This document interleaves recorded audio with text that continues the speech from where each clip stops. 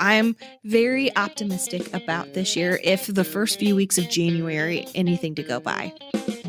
Hello, I'm John Rossi. I'm a touring drummer with a passion for animal conservation. When I'm on the road, I spend as much time as possible visiting zoos, aquariums, and conservation organizations. Now, I want to share those places with you.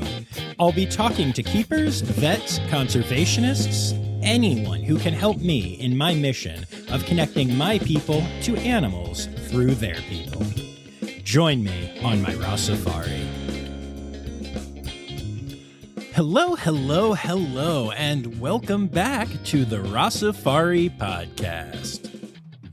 All right, y'all, so I'm going to get this part out of the way first for a change. Make sure that you hit subscribe to make sure that you don't miss any episodes of the Rossifari podcast. Also, leave a rating or review on whatever app you're listening on to help. Make sure you're following along on Instagram, Twitter, or Facebook at Rossifari. TikTok at Rossifari Pod, and you can always support the pod by going to patreon.com/Rossifari. Whew, okay, the busy work is out of the way.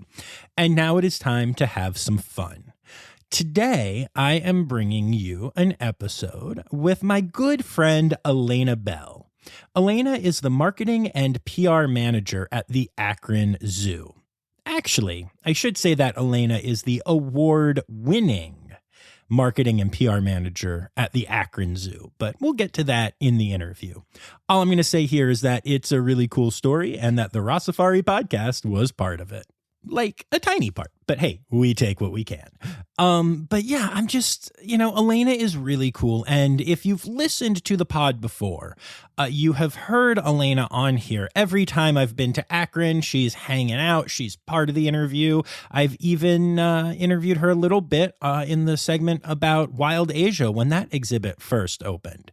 But I feel like this is the first time that I really get to sit down and talk one-on-one with Elena about her life and her job. And I'll tell you what, being a marketing and PR manager for an amazing zoo like Akron is a real good job.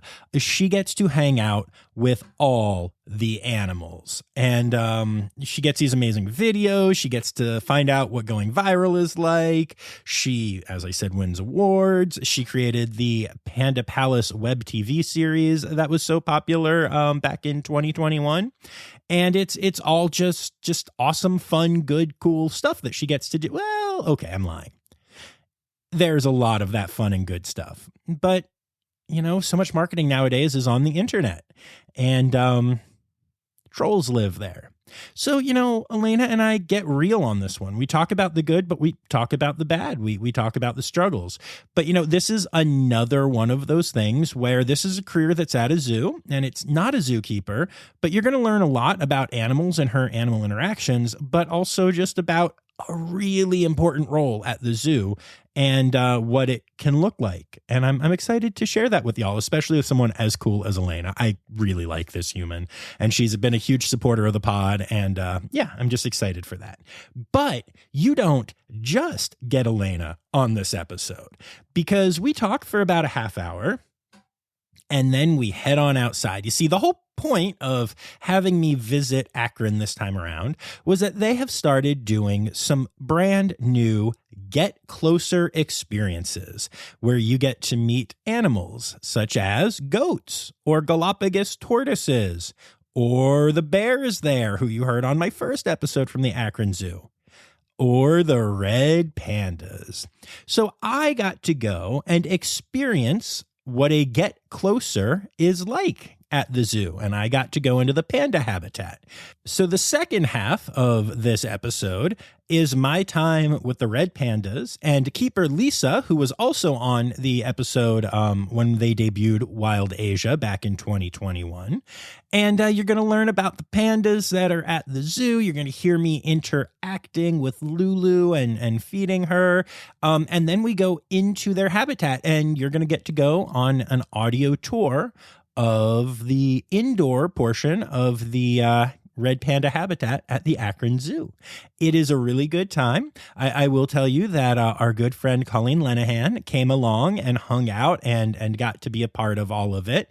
You won't really hear much of Colleen, but you might hear her laughing in the background a couple of times. And yeah, it's pretty great. And then as if all of this isn't good enough, there was a kind of weird thing to me. I mean, I was the one being weird, but I was kind of curious about how something works. And I realized that the best way to answer it after I left would be to have a veterinarian talk about it. So you'll also get to hear from Dr. Zoe Rossi in a segment towards the end of this episode. This one really has it all. So sit back, relax, and enjoy my interview with Elena and then Lisa of the Akron Zoo.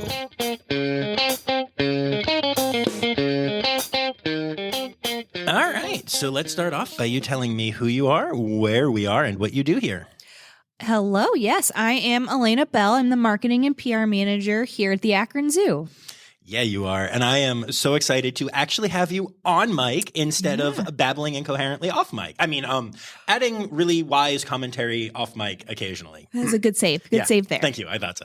No, but I'm really excited to have you here. And we are here to talk about a specific topic. But as I like to do, screw that. Let's start off by talking about you. Oh, all right. Yeah. So how did you get to the Akron Zoo? I actually started here as an intern for a communications department. I studied advertising at school and realized I do not want to go out there and push products like toothpaste and stuff like that. I wasn't here for that. I wanted to be actually doing good with my degree. And so I started looking at nonprofits in the area that had in-house marketing and found the Akron Zoo, applied, got the internship, and was blown away. I was educated by what the zoo does and how it helps animals and people alike, and just, completely fell in love.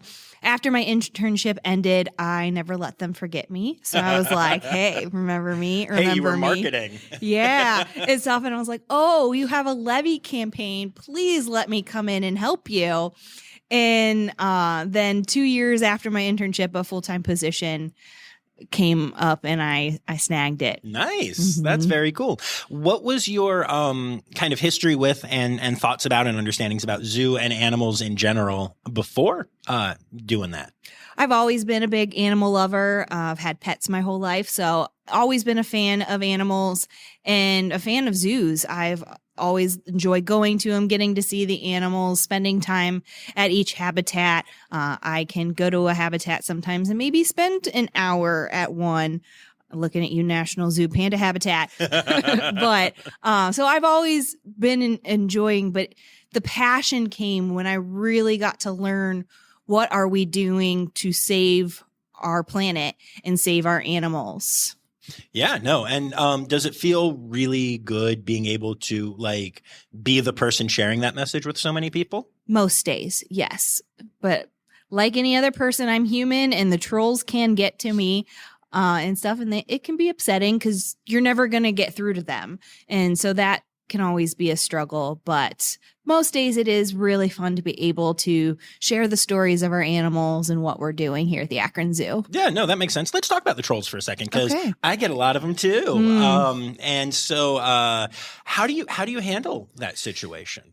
Basically, it's experience, learning who can be rationed with, who can be educated, and who's just a keyboard warrior that you're never going to get through to them. They're always going to fight back and just bless and release is what we like to say here. And there's no responding to them. I just let them go and stuff. And sometimes we have really dedicated followers here at the Akron Zoo and they will defend us. And I don't even need to step in. So they will step in and defend us. And that is so much more meaningful for other people to see others sticking up for us rather than us sticking up for ourselves. So, and then there's people who truly just don't understand and it's an educational moment. And it's really great to see them come to that realization.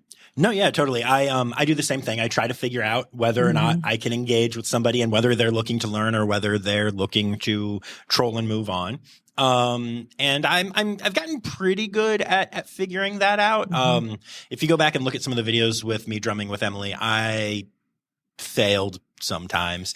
It happens. That's how you learn. Yeah, no, absolutely. But I love when you can educate someone. There was somebody who posted this thing and they were like, blah, blah, blah, this zoo, blah, blah, blah. And I responded and they were like, oh, thank you. I did not know that. I feel so much better now. And I was like, is this the internet? That's not how the internet works. You didn't even call me a name.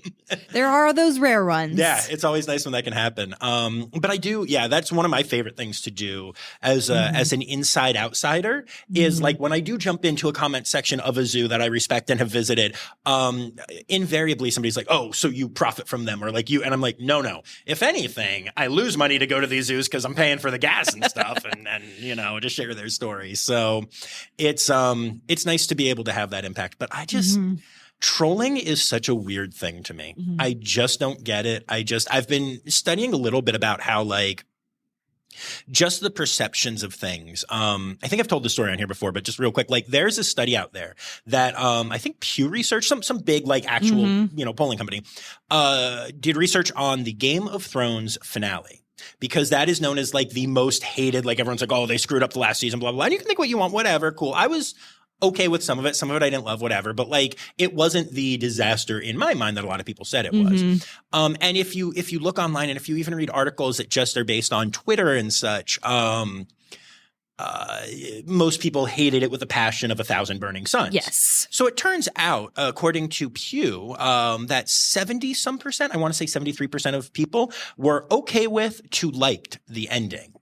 And it's just the 20% are very online and very loud. And that's amazing to me. Like, that's not bad. I'd be pretty happy if 75 or 73% of the people who listen to the podcast stuck around and loved it. That'd be great. But even my mom, who never saw an episode of Game of Thrones, was like, oh, I know you like that show and I'm sorry that the ending's like the worst thing ever. And I'm like, get offline. Just get offline.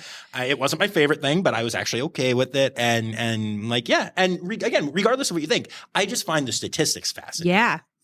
You're more likely to shout loudly about a bad experience than you are about a good experience. And there's a lot of research in that as well. And it is unfortunate because I know I didn't love the finale, but I didn't hate it. Right, yeah. I would argue that the finale of How I Met Your Mother was the worst thing in the entire world. I hate that finale so much. Just ruined the whole show. Yes, I am so with you on that.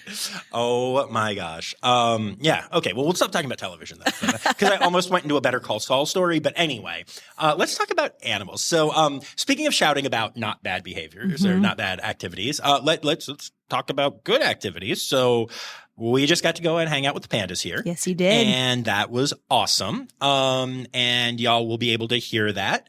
But let's talk about the encounter, because this is a thing that people can do now. Yes. And it's not just pandas, although who cares about the other ones? No, I'm kidding. There are some good ones. There are some good. I mean, I've met the bears here when my first episode here, and now other people can do that too. Galapagos tortoises, like this is really cool. So let's talk about that. Yeah, so we now offer what we call get closer experiences, and these kind of replace the old mentality of a behind the scenes tour, but it's more experiencing with the animals rather than getting to see the behind the scenes. You get to do that as well, but it's more animal focused.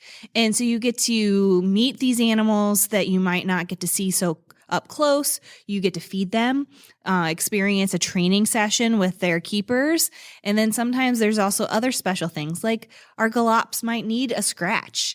They love scratches. Their necks are very sensitive. And if you have nails, oh, they're going to love you. I watched a guest. I am looking at your perfectly manicured nails and thinking, you just did that for the tortoises, right? Maybe. I watched a guest do a get closer with our Galapagos tortoises, and Boxy froze because in like this perfect pose to give her access to her neck, because this lady had acrylic nails. And she was like, yes. So you get to do stuff like that. Give the Galapagos tortoises a nice neck scratch, feed them. We get to meet our animal ambassadors, which are animals not out on habitat, but they go out on programs to schools and libraries and places. And so the general public don't get to meet these animals regularly. We also have our grizzly bears, our red pandas. Those are our more top-end experiences. But then there's also the goats. Don't knock the goats. Goats are amazing. Goats are amazing. And if you're having a bad day, do a goat get closer, because they're going to snuggle up to you and be so excited to see you, and they're just going to make you feel so much better about yourself. So goats are great for bad days. Then there's also we're adding penguins. Oh, so really? the penguins are Nice. coming. We had to do some precautions with bird flu, but we will be adding the penguin get closer here in March. So we're getting Nice. close there. So you get to feed them and get to know their very interesting personalities, because when you have 17 penguins together, you're going to have a very interesting bunch. Absolutely. Yeah. I met 11 penguins yesterday, and it was quite the experience. Mhm. Yeah. So that was at Lehigh Valley, where they also do that. So, Okay. Yeah. My good normal life. I was, 5 hours away at a different zoo meeting different animals yesterday. I'm very tired. Very content, but very tired. I get it. I get it. Yeah, no, but these all sound amazing. And what kind of stuff, you said a little bit, you can feed, you can meet, but like how cool are these, and how long do they last, and what people that have done them, what's the reaction been so far? They range anywhere from 15 minutes to a half an hour. And while that range is so different, because you just never know how the animals are going to feel that day. I mean, everybody has their day where you want to talk to people and hang out with people more, and other days where no, I'm not feeling this. It's the same with the animals, and we can't predict that. So we just try to go with the flow. But there has been some really great reactions from people who are just stoked, because you were literally in the same space as Lulu the red panda, our famous Lulu. Famous. It was awesome. Yes. And she gave you the reaction that we were hoping for. She saw your camera and was like, yes, I'm here for this. And it's just, you're creating memories that you wouldn't otherwise be able to create and stuff. And you're never going to forget that experience.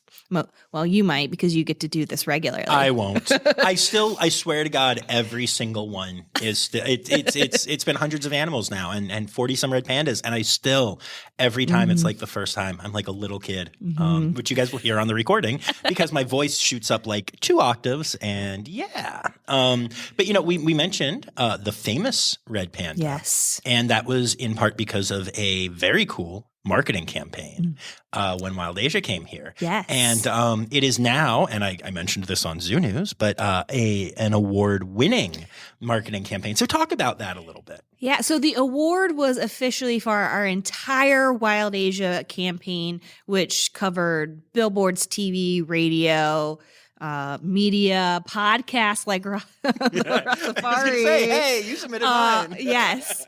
I helped. And then also social media. Right. And so we did a whole web series called Panda Palace, which was leading up to the opening of Wild Asia, talking about our new red pandas once they moved here to the Akron Zoo, and what it was like, the process of leading up to a big opening like that, getting adjusted to their new home, their new habitats, and just learning what they like, what they don't like, their training, and all of that.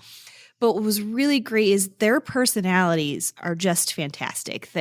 You never know what you're going to get with animals, but we hit the gold mine with them, because they're just fantastic, especially Lulu, because she saw that GoPro the first time I walked in there and was like, yes, I am here for this. And she did all the camera boops, and I posted the camera boops with education. That's the great thing about Panda Palace, is it was adorable, but I also was able to basically sneak in some education there with people and have them learn about red pandas and conservation and all of that. But really, people came for the camera boops. And after the first episode aired, I realized I tapped into the Facebook algorithm. And so if you look through your Facebook news feed, you see the suggested for you, that we hit that. And so every single episode, and there were 20 total episodes, Facebook did suggested for you. And so we gathered quite an audience worldwide. We actually hit 5 continents with every episode. Wow. Yeah. So Africa and Antarctica, Right. obviously, they were not here for Panda Palace, but every other one, we had representation of it, with the majority being in North America, and then the second in Asia. Nice. Very cool. That's awesome. Yes. So she was quite the award winner. And then we did receive top honors in marketing from the Association of Zoos and Aquariums this past year. So that felt good. That was at the conference. They announced it. I yelled very happily for y'all. You were too busy yelling yourselves to notice. But I appreciate it. I was just at some other random table with random people screaming like an idiot. You're welcome. Thank you. We appreciate it. It was very cool. But also, like, it's so funny, like, you mentioned the algorithm. And, like, you just never know what's going to hit. And, like, so I was telling you earlier that me drumming with Emily, there are 3 videos out there now. And between them all, they have over 100 million views, which so is awesome. Insane and awesome and great and has had a huge impact on the pod and all the things. It's been lovely. 100 million views. Those come from Instagram and YouTube and TikTok. Facebook basically doesn't know that I play drums with an elephant. Yeah. It is the weirdest freaking thing. Also, like other stuff that I have posted that is, I think, cuter or more interesting, maybe even, 6,000 views. And 100 million views. And I don't understand it. And so I'm curious, do you, like, as you study this stuff, do you know more about why that stuff hits? Did you think, like, not think in terms of like, this is cute and good work, but just in terms of whatever the random algorithm is that day that Panda Palace is going to hit? Do you like take steps to do that? Or was it just that hit and now Mila, the snow leopard, is hit, but then like other stuff you post, it's like no one cares? Yeah. Well, with TikTok, what's really challenging is they have the algorithm in top secret lockboxes. So it's really hard to figure out what is the algorithm. And so I take a guess. I don't know if this video is going to do well or not. And sometimes I'm taken by surprise by a video I didn't expect to do good, did amazing, or a video I thought was going to be amazing, didn't do as awesome as I thought. So it's just a guess on TikTok. Instagram and Facebook, there is no like knowledge to figure out the algorithm and stuff, but it's really getting in that suggested for you for Facebook really was the winner for us with Panda Palace, which is interesting because Instagram didn't really care for Panda Palace.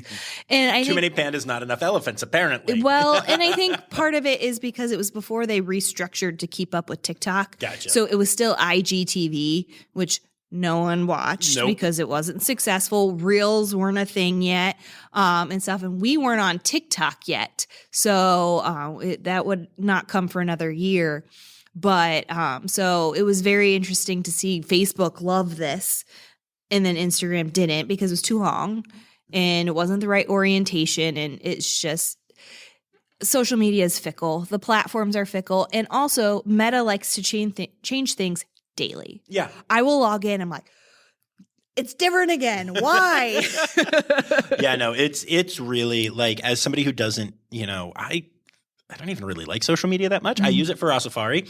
I realize like maybe I post on Facebook like 4 times a year, like as John, and log into Rossi Drums on Insta maybe once a month. Like I'll log in if somebody messages me something, but otherwise like I don't know. I just don't post. I don't do personal social media. But then for Rossifari, I'm on social media like more than anyone I know. It's a really weird thing. But yeah, I didn't know that I was going to have to care about this and try to figure it out. And then every time I think I've cracked the code, I'm like, aha, 20 likes. Anaha. And then, I post a random, I always like to tell the story that, the whole, drumming with elephants thing, I wasn't going to post. It felt very personal to me.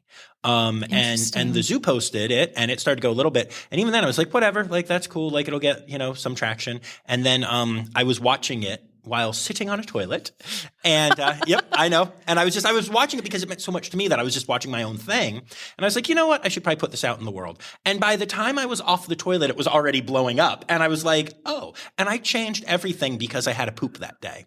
That's my own poop story. Poop story? That's so funny. Literally, like, I wasn't going to, but I was sitting there and I was like, okay, if I just had a pee at that moment, I don't know that would be in the world. It's very weird. Wow. Yeah. Wow. Who would have thought poop changed your world? My whole world. I know I'm an idiot, but I appreciate you accommodating the idiocy. We all have our moments. Yeah, we've spent enough time together. I'm aware that you have yours as well. Exactly. So what is the marketing campaign for these new encounters going to look like? What's the plan? So it's what we're calling a micro campaign. So we are not going to be doing TV, radio, billboards, or anything like that. yeah, that's very expensive. There's just going to be a lot of campaigns via social media and through posts, but also through advertising, because you can do it differently on Facebook, and just really promoting like, hey, book these. Honestly, I haven't done any advertising so far for the red panda encounters, and we're already selling them out. So I'm not really worried. But that's just going to increase the exclusivity of like, this is so cool, but anyone can do it. You just got to nab it first. Right. Very cool. I'm guessing that pandas are the most popular, but what are the other, like, is it bears more, or is it torts more, or? So we have them in 3 different levels based on pricing, and pricing is based on how popular they are. So I love them all equally. So I would just like to put that out there before I say the rest of this. Boo. So the goats and animal ambassadors are our lower priced level. And then in the middle are our Galapagos tortoises. It was the one advocating it. I was like, they were down in the lower level. I was like, that is so cool that you get to hang out with a 200, 300 pound tortoise. Like, let's not knock that. So they're mid-level. And then our high range are the bears, the red pandas, and the penguins. You have a favorite. You can tell me. No one's listening. Here's the thing. My favorites change on a day-to-day basis. Okay, I can actually understand that. Yeah. That's fair. You are well trained. Yeah. But no, I believe you're being honest. Yeah. Yeah, because I stared deep into your soul before I said that you have a favorite. Yeah. All right. Like today, Lulu would probably be my favorite. But I mean, the very first animal that I went viral with was Cheyenne, our grizzly bear. Mhm. So because she happened to back it on up and scratch her butt on while I was filming and stuff, and that went viral. And you just never know. So I do. I love, because our goats make me feel better on bad days. I love them. Goats are amazing. Like, goats are truly amazing. For the longest time, I had a rule when Rossifari was less podcast and more just a daily photo thing. Back when Instagram wanted you to post photos, I still do it every day. That's a thing? It used to be. Yeah, How about that? I actually really miss it. I'll post these incredible photos now and get 20 or 30 likes. When it used to be that my worst would get like, at least a couple hundred, and it's just a bummer. Right. But anyway, but I used to have a rule where I would only use portrait mode for goats. It was just this weird little thing. I'd be up close with pandas and I still wouldn't do it. It would only be for goats. And it was just a dumb little thing for myself. And I have since broken that a few times, but goats are amazing. They really are. They really are. And they're always so excited to see you. Yeah. All right. So, is there anything else you want to tell me about like your job or anything? Because I know everyone wants to hear the panda stuff. So, Yeah. I mean, my job is not the typical marketing job. It's really cool is I get to go hang out with the animals and experience and get to know them and connect with them. Even though I am not working in animal care day to day, I still get to have those connections with them. And I cry when we lose them, and I hate having to announce that, but it's great to be able to connect with them and see them on a daily basis. So that's really awesome. I feel like people like you and I have cracked the code because we get to have those experiences, including the bad, like to a point, like you said, when when y'all lost, a snow leopard here last year, I'm sure the tears fell. And I know, yeah. I mean, Colleen in the gift shop was, devastated, and we talked about that and everything. And like, you build those connections. So you still have that. And same with me. I meet animals all around the country. And then, think about how many losses there are at one zoo that are hard. Now think about the fact that I go to 170 some zoos. So I know animals all over the place. It's so hard. There are weeks where I see 7, 8, 9, 10 announcements of animals that I've met or at least seen on exhibit and really cared about that go. It's very hard.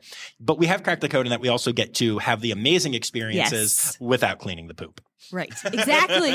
Exactly. Although I do still have my poop stories. Poop story. Oh yeah, and we're gonna get there. Yes. We're gonna get there. I don't have to deal with it on a daily basis. Right. But it also means I am not considered cool to the public. Like, oh, you work at the Akron Zoo? What animals do you work with? And I was like, oh no, I work with marketing. And they're done. They don't want to talk to me anymore. This conversation's over. You would think that somebody who does marketing would be better at selling yourself. The correct response is, I work with all of them. Yeah. Literally every single animal. I get to go in all the time. And I do marketing, but like, let me show you my panda boop videos. Like, come on. You're the most interesting person at the bar every night. You got to understand. Sometimes they don't want to talk about it. I mean, that's fair. That's fair. Yeah. I'm sure there are plenty of people who are like, so what do you do? And you're like, nothing, walk away. Yeah.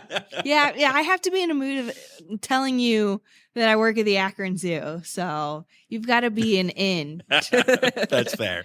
I have one more question for you about the job that I'm curious about. All right. So how are you assessed, for lack of a better word? How are you, you know what I mean? Like how do they know whether you're doing a good job or not? How do your bosses determine whether they need to fire your butt or not? I'm just kidding. You just won an award. You're awesome. But seriously, like how can you judge the effectiveness of marketing campaigns like that? There are a lot of different factors, and part of the marketing campaign is we've got to set those goals. Like, what are our goals for that specific campaign? The most overarching goal that I can say is our attendance. What is our attendance? Are people coming, and stuff? So that is our biggest thing that we have to think about in marketing. So that's a biggest goal, but also it's how are people reacting to us online? Are they engaging with our content? Do people know us? What's our word of mouth? Things like that. So it's not always clear cut on how to evaluate, but the awards help. Oh, they do. No doubt. They help. Yeah. No, I'm sure. But like, that's just so weird because like, I'm guessing, I'm going to go out on a limb and guess that attendance was probably down this last year because of avian influenza. Not because of you, not because you didn't market well, but because you have a crap ton of birds here. Akron is known for having a great bird collection, and you have had to pull birds off exhibit multiple times, including penguins, and people love penguins. What's interesting, I'm not to knock the other birds in our when in the fall at first we just took off the other birds, but we left the penguins out for a week, and then we ended up like, oh, it's getting a little too close. We need to pull the penguins inside as well.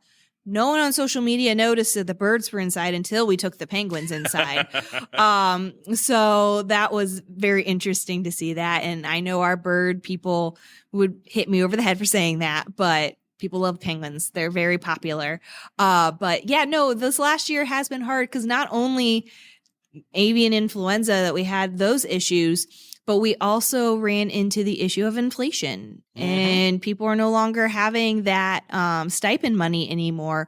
And then also Akron went through a lot of civil unrest last year, and that impacted us as well. So it was crazy, but we persevered. We didn't have record-breaking numbers or anything, but we're getting really close to pre-COVID numbers. Nice. And so that's where we want to be and are excited about. So I'm very optimistic about this year if the first few weeks of January, anything to go by. Very good. Yeah. All right. And now it is time. It's time. Actually, no, I lied. It's not time. I lied. Conservation organization. Is there anyone that you want to give a shout out to or anything like that? It's not a conservation organization per se. It's a citizen science project. Ooh, I like citizen science. Yes. So the Akron Zoo has just taken over the National Frog Watch program. So we are now in charge of Frog Watch USA. Yo, that's so cool. Frog Watch is awesome. So tell people what this is because I know, but that's so cool. You guys are so cool here. I love it here. AZA was looking to hand it over to a partner, and we said, pick us, and they did. So we are very excited this past fall that they handed over the reins of Frog Watch. And so what Frog Watch is there's different chapters throughout the country, and it trains volunteers to go out to different areas in the neighborhoods and wetlands and stuff like that and listen for different frog calls. You're trained on all of that. And what you track the data, and that data is then used by scientists to be able to indicate how is our environment doing and pollution and all of that they get to take into the factors and stuff, because amphibians are an indicator species. So if something is happening to the amphibian species, something is wrong with our environment that they are in. So Frog Watch is really important. And it's also really important because it's not just zoo employees going out there. It's not just scientists. We are training day-to-day people to go out and play a role in protecting our environment. That's so cool. I did not know that. That's awesome. Maybe we should talk to your marketing person about making a bigger deal about that. I did. It was back in October. It's the algorithm, though. Again, you know, I mean, it's hilarious what you do and don't see. It's so weird. Even a place that I follow, you know, and have connections at and post about. Yeah. I post pictures from here all the time. And yet sometimes it shows up and sometimes it does. That's so annoying. But yeah. It is annoying. Yeah, I get it. But anyway. It's time now, don't you know? We've come to the end of the show. But there's one tale left to go. You're gonna laugh and say, oh no. It's time for the Rossifari poop story. So I was thinking about this, and I think the funniest thing recently that I have witnessed, so our white cheek gibbons, Milo and Parker, back at the end of 2021, had a baby named Lolani. And our male Milo, he is quite the character. He's hilarious. I know he's been my poop story before because he peed on me. So it's not necessarily poop, but he purposely peed on me. So, but he's hilarious. And so I was, please let the baby be like him. Please let the baby be like him. And I can now successfully say that I win. She has taken Milo's personality and she's hilarious. But there was recently I was watching her play and be her crazy self, and her mom, Parker, needed to poop. So Lolani decided to help her and just reached up and grabbed the poop as Parker was going. Oh, no. And then put it in her mouth. Oh, no. Yes. No. So not only did she ate mom's poop, not her own poop. Like, really? I can't say she ever did that again because I don't get to watch her on a daily basis. But getting to see her do that, she was trying to be helpful. Like, let me help you out, Mom.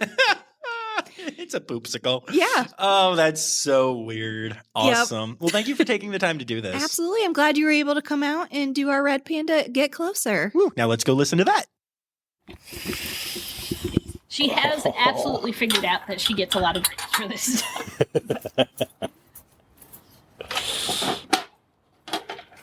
Yeah. Target. All right, go ahead and come on in. All right. Those are my favorite words. And I am recording audio in here just in case anything's usable. Right. But actually, if you guys want to switch places there, sure thing. And you can come a little bit closer to that. Sure thing. There you go. So first thing I'm going to have her do is come onto our scale. Up. So we take regular monthly weights to make sure she's staying healthy. That's good. So that standing behavior is something they do naturally when they're climbing. We just kind of capture that on the scale. Have her come over here for a second. Station. So this stump is her station, and that's just a specific spot that she goes to. This allows us to get a really good look over her body. We can work on other behaviors from there. I'm going to have her do a couple other things, and then you guys will have some better chances for some pictures. Okay, right there. Great. As though those aren't amazing pictures already, but I'll take it. She is a hand for the cameras. Yeah. Target. So we're going to show off a little bit of her climbing behavior here. I know you've been around enough to know a lot of the normal red panda facts that I usually talk about during these things, but this allows us to check out her climbing behavior. And people are always usually really interested by the fact that they always go up and down head first. Yes. So I'm still fascinated by that. It's I like so cool. to talk about their feet and how they're completely furred at this point too. That still amazes me. I actually met a raccoon yesterday, and it was very weird seeing the difference in the feet because they aren't completely furred and those huge claws are sticking out, and it's the same concept, but with the fur, they look totally different. Yeah. Absolutely. Also, I have such a normal life, so I met a raccoon yesterday. Good. So while these guys are not the type of animals that like to be pet, we do some tactile training with them where we get them used to being touched on certain parts of their body. So we actually use a topical heartworm medication for them monthly that goes right on their back of their neck, similar to what you would use with dog or cat at home. And so they're trained to be touched in certain areas so we can get that done and get a good look over them. So I'm going to actually hand you this. whatever you want me to take. I'm going to keep a hold of the target pole, but you can feed her a few pieces there. She prefers the grapes. Okay. Yeah, just kind of be a little quick about it. We want to avoid her grabbing at the tongs with her paws if possible. Yeah. There's craisins in there. Those are a little bit more for Penny. But that works. She'll eat the craisins too. That was always Coco's favorite. Good job, Pet. Yeah. So I heard you guys talking on the way up. Coco did move to Philly. Yes. But we have gotten pictures and video from them, and it seems like she's doing real well there. She is. Yeah. I know 2 of the keepers there, and they're enamored. Good. Yeah. Hi. They're so good. They're such good eating. She really is a camera ham. She's like, I see the target, but I see the phone. Good. Yeah, she's definitely a ham for the camera. Penny is kind of the more typical panda, being a little bit more shy and cautious on things. You know, it's really interesting to me, having met so many, how different all the personalities are. It's very cool. Yeah, the heartworm medication thing that I was telling you about, we used to have previous pandas on an oral medication, like a lot of our animals. We would just hide it in food. But we had one panda who figured it out, would not take it no matter what we put it in. And so we ended up transitioning to a topical med. That worked really well. So as we've gotten new pandas since then, we've just kept up on that. And our vet staff has actually said the research is showing that the topical formula actually works better for Wow. Okay. I do not understand how topicals work. Like, I know it's a thing, but like for heartworms, I don't understand it. I get it for, skin stuff, but I don't understand it on dogs either. It just makes no sense to me. Ladies and gentlemen, you could have been anywhere in the world tonight, but you are here with us on this podcast. Here comes the doctor. You know her, you love her, I've had her on before. Here comes the editor. I needed help on this one, so I asked her for some more. Here comes the doctor. A really smart person, obsessed with behavior. Here comes the editor. So put your hands together for Dr. Zoe Vesley Gross. Hello, it is me, Dr. Zoe Rossi, not Vesley Gross anymore because we got married. Yeah, but updating files takes time. It's hard. The credits took a long, long time. So I am here to explain topical medications, I guess. Most topical medications are actually absorbed systemically. So even though we're giving them onto the skin, at least preventatives like this that we're using for fleas, ticks, and heartworms, they are absorbed through the skin and kind of distributed all over the body. So they're not just protecting the area where you administer them. They're being absorbed like any other medication. They're just being absorbed through the skin instead of through the GI tract. So for flea, tick, and heartworm preventatives, those medications that we give are often things that we give on the skin rather than as oral medications. For domestic pets, often oral medications are easier for owners to give, and you're more sure to give the right doses. But for red pandas, I guess the topical form has been shown to work more effectively. I was only able to find one paper about this quickly, and it looks like they used selamectin and ivermectin in that paper. Selamectin is one of the active ingredients in Revolution, which is a common flea, tick, and heartworm preventative that's given to domestic cats. So my guess is that a lot of these red pandas are basically getting the domestic cat version of Revolution, and it sounds like it works for them. So I think that's what I was wanted here for. Yes, John, yay? Yes, John, yay. And now I'm going to go back to listening to me play with a red panda. Okay, bye. So, yeah, luckily these guys are much more accepting of something like that than me trying to hide, 3 or 5 cc's of a medication in a grape. Right. These girls in particular, too. Here, you can feed a couple more pieces if you'd like. Okay. If you insist. In particular, are extremely picky. Are you picky? Oh, here. She'll find out later. Yeah, I'm not worried. You'll find its way to your belly. As you know, most pandas enjoy things like apples and pears and bananas. These girls, just grapes. Okay. They absolutely refuse anything else. Banana is public enemy number 1. Really? Yes. Wow. Apples, they will not eat. Okay, I'm going to target her back up. I'm going to go ahead and open the door, and we'll see if Penny wants to come on down. Elena, did you want to get anything? Can I get a boot? That is my sweet girl. You're always so perfect. Bye. What kind of are you guys doing? I know obviously bamboo, Yes. but how are they with bamboo? And also, what kind of leaf eaters are they using, or are they? Right now, they're still on a combo of the Missouri leaf eater and the Marion. Okay. Marion has had some supply chain issues in the past year or so we are actually in the process of transitioning off of that. Okay. They're still on a combo of it, but just simply because we, at the moment, she literally woke Penny She up. really went and Oh got my Penny. God, that's Yeah. hilarious. Penny is absolutely annoyed right now. On today's episode of Panda Palace. Yes, you want to step over here for a second. Sure, thank you. Who else is there? Oh my gosh. Hi, friend. Penny is So annoyed. absolutely- Yeah. So annoyed. But we are currently working on transitioning off the Marion just in case we wouldn't be able to Right. get it at some point. We will likely keep a little bit of it on grounds. If these girls actually, because they're so picky, in the case where we might have to get some sort of medication in them if they happen to get sick, we did discover that they will take meds in a mash mixture of the Marion and some applesauce. Interesting. Okay.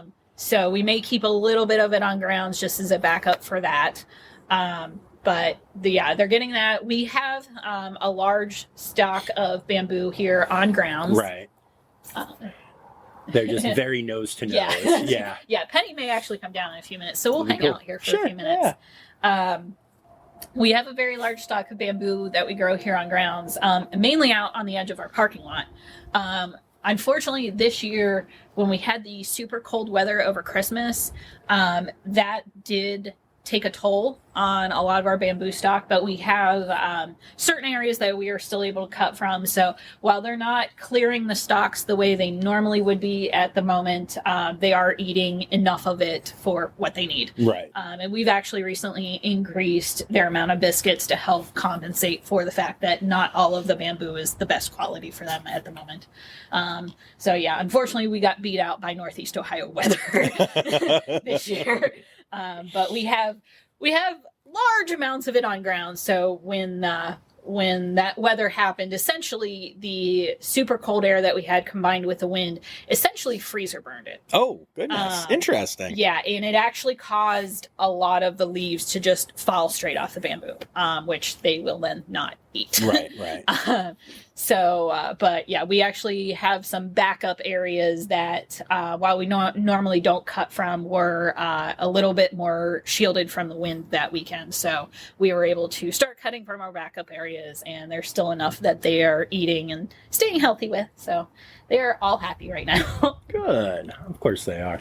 How have the encounters been going? Pretty good. So we just started full on opening it to the public this month. We ran some in the spring and then again in the fall as practice sessions with our staff. Oh, I'm aware. I may have heard about one of them from a certain Colleen. I don't know. Yeah, you. So yes, we've been running some practice sessions just to get them used to other people being in here. Obviously, Right. They do recognize us, so having random people in a couple of times a week can be a little scary. Mm-hmm. But we work them up to that, so we've opened it up to the public. So the plan is to run at least until May. It will be cut off for a little time during the summer because they don't work well during the summer months with the heat, and we can't always guarantee what the weather's going to be or what they're going to be willing to do. So this will be more of a winter and early spring experience. That's awesome, though, because that's when you need to get people to the zoo anyway. They are absolutely built for this. Yeah. So far so good, and we're actually looking at getting some more staff members trained in here too with them. So. Nice, very cool. Now I know that Wild Asia is new here, obviously. Yes. When y'all built this exhibit, because it's really cool for people that can't see it because podcast. There is like the upper level where they are now, and then there's this kind of lower level that's a little more hidden away. That's still outdoors, still fully branched and everything, so they can do the thing. Was this part of the idea? Was that you wanted to do exhibits, or was this just like an added bonus. So this was kind of a double reason for building this space. So this outdoor space we refer to as the off habitat. Right. So yes, we can do public encounters back here, which is nice, and we do other training behaviors back here as well. The secondary reason for this space is to have it in case we would have to separate anybody for maybe a medical reason. While we do have perching in here for them, it is shorter than what is out on habitat. So this way they could still be sitting up in a tree comfortably, but we can still reach them. And then in the future, we have 2 females for the moment who are sisters, but in the future we do hope to be breeding eventually. So we do have an extra nest box sitting right here, and we would do some extra renovations in the space if we needed to separate a panda. For example, if we would have a female that would be pregnant, there would probably be a point where we'd have to separate the male for a little bit. So this way they could still have outside space as we work through those issues. So, so it was built with many, many purposes to it. No, that makes sense. That makes a lot of sense. Elena, you'll be hearing from me if that happens. And hearing from me. I'm going to be shouting that from the rooftop.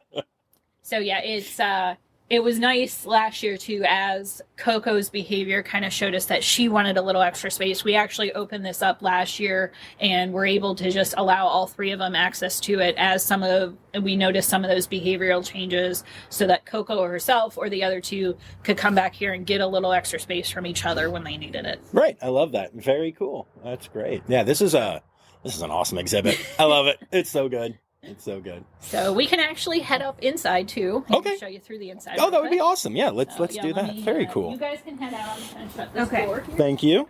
Goodbye, pandas. Always my saddest sentence.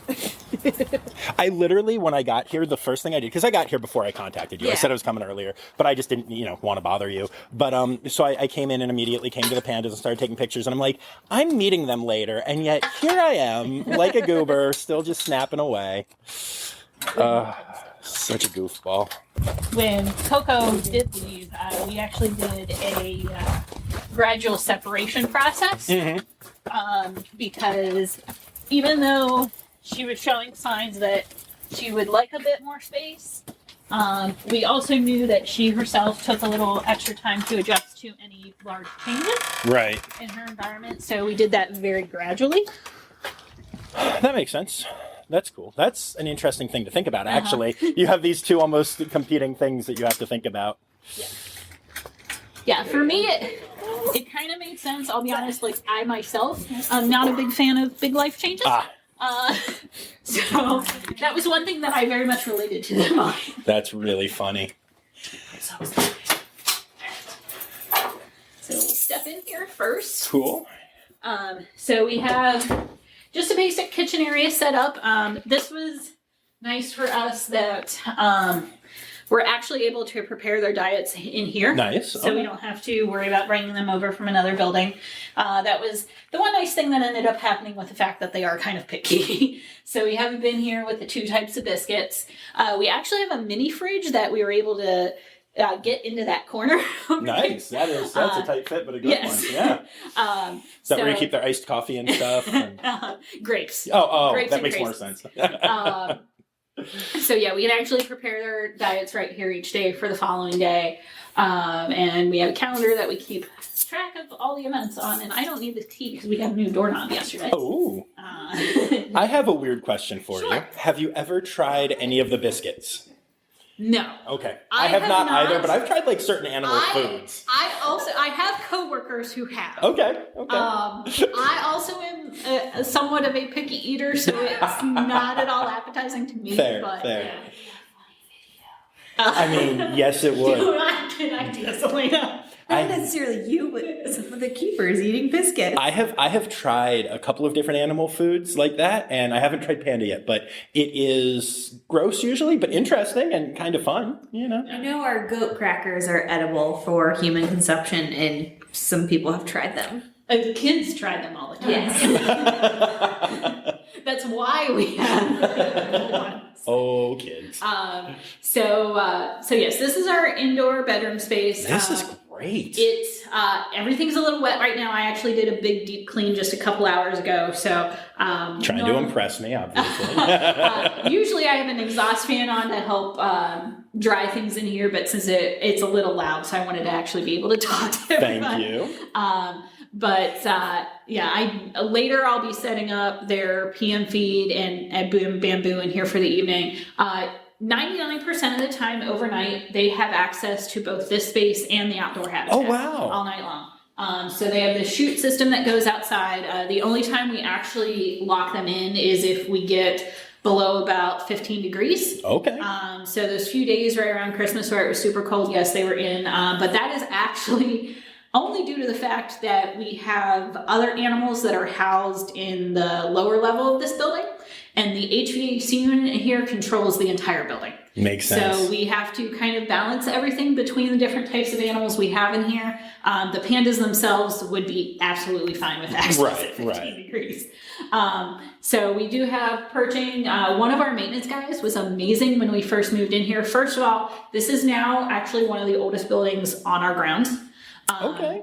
This indoor, the outside habitat is completely brand new, but this space was actually renovated from an old primate holding.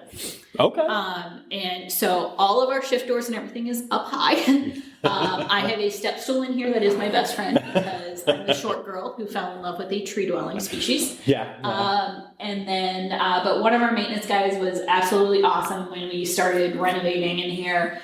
He actually built us an entire shelving system and ramps that goes all the way around the top. So there is a full circle.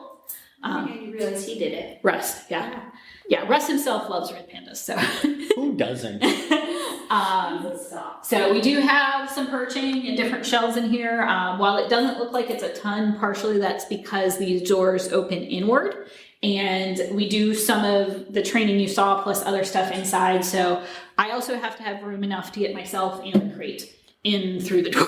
No, that's fair. But also, no, I mean, I've been to a lot of the indoor panda habitats, and sometimes they're lucky to get one or two little items of perching just because of space issues. Yeah. I honestly think, especially with the hammock in here, this is great. Bringing these large pieces of perching in was a project. Yeah, I bet it was.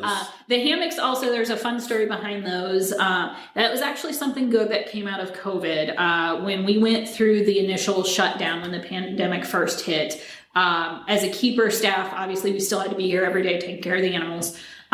They split us into two large groups and we had some different schedules compared to normal. But some of that allowed us to actually be able to work on some other projects while we are closed. And these two hammocks I actually built during that time. No. So because that's out of fire hose, right? Yes. Wow. That's very cool. So there's a company called Hose to Habitat that actually teaches courses on how to make different enrichment items from fire hose. And we have a ton of fire hose that is donated by local firehouses. And so there is a nylon hammock that's out on Habitat. And that one we keep out there because it's much easier to clean and rainwater will actually drain from it. So we decided to keep these in here, but I took the measurements from that one. So the one over here that sits a little bit higher, that is the same size as the nylon one, and then this one over here is just double. No, yeah, it's pretty large. Actually, when you first started talking about like the COVID stuff, I was like, are you going to tell me you had to sleep on one of these hammocks? Because honestly, that one you could probably curl up on pretty comfortably. To be honest, the girls enjoy sleeping in that one. Okay. This one, I don't find them sleeping in as much, but Lulu enjoys using it as a trampoline. Oh my gosh. Where when she gets excited, she will bounce from the perching and over the hammock, and half the time she scares me when she does it, but yeah, she loves just bouncing across it. I can second that. I've witnessed it. That's amazing. I love pandas so much. So yeah, one of the other kind of ironically funny things about these girls in particular is they really like to poop in high elevated spots. Same. Wait. What? So all of their litter pans in here are on high shelves. Interesting, yeah. Out on the Habitat, there's one on top of the large rock.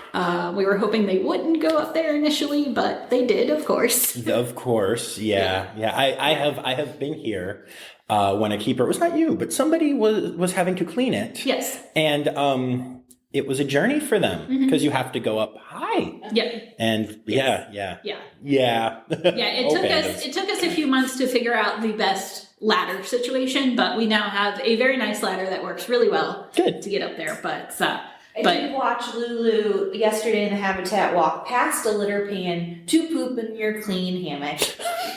yeah, I cleaned that up this morning. So. I watched her do that. Yeah. Nice. Yeah. The hammock is kind of a 50-50 situation because they will, especially during the summer, they will lay in it. But every once in a while they decide to poop in it too. And with them and other animals, it's a double-edged sword because on one hand, you want things to be clean just so we don't spread germs. But for them, it's also a form of scent marking. So when we clean and take away that scent, they want to put the scent back. That is amazing. Pooping in it again. So yes, I did clean it this morning. We'll see what they do by the end of the day. But in here, we also do some other forms of training. Like I said, the crate, both of these girls are really good at crating, so they'll crate anywhere, whether it's here or outside. Nice. We also have this squeeze chute in here that was left over from the primate space. So this actually slides back and forth.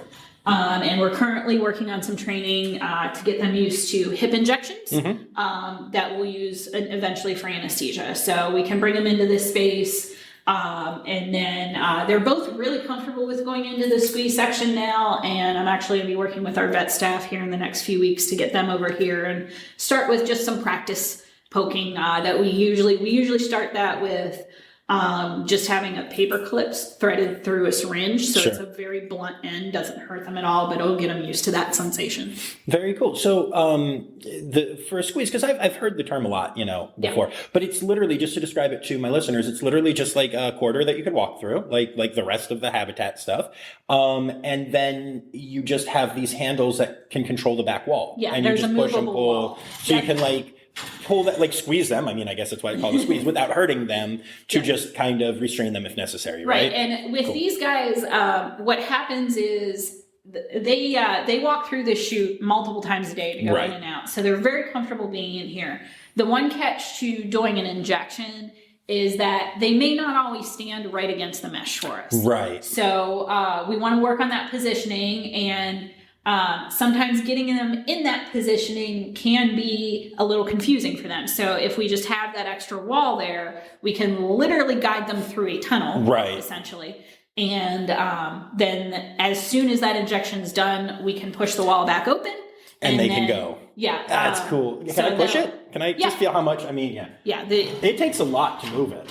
With one handle, yes. Usually, like I said, this is one of the older spaces on our ground. So this building does have a little quirks into things may not move quite as smooth. I was thinking it was actually probably a good thing, especially since I was one-handing it, but you don't want to accidentally. Can't really move it on their own. No, that's really cool. This is really cool. But so we can bring them into this space and just be able to let them fall asleep in here so they don't hurt themselves on anything else that's in here as well. That's so cool. I really love this setup. I really do. It's very, it's not a ton of room. It's a great space for the pandas. I'm talking about for humans, but it's really, really well appointed, and you can really see all of it there's a lot of logic to it. And I think that's really important. I think it's a really, really good setup for the pandas. I really like it. The logic is probably a lot of my brain. Good. That's awesome. That's very cool. That's how my brain works. Good. Very cool. Well, this has been amazing. Thank you so much for this. Sure. I'm glad you could come. Yeah.